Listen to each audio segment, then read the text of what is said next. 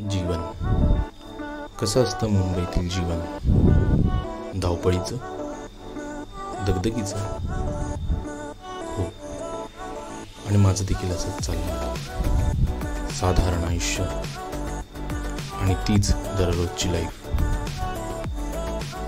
पण मला हे बदलायचं होतं आणि ते असंच शक्य नव्हतं. तरी शेवटी मला एका गोष्टीने उत्स्फूर्त केलंच आणि बस तेव्हाच मी माझी वाटचाल सुरू केली.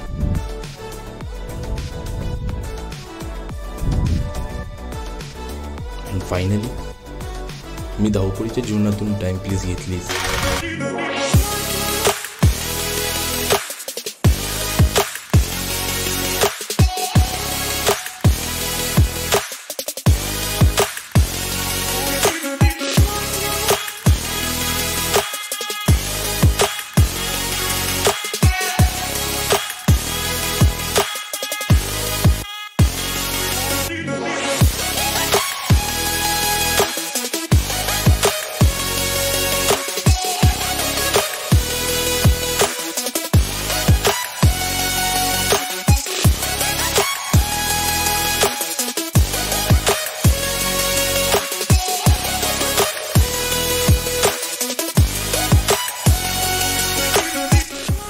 हो, शेवटी हा माझ्या ब्लॉगिंग लाईफचा प्रारंभ झालाच.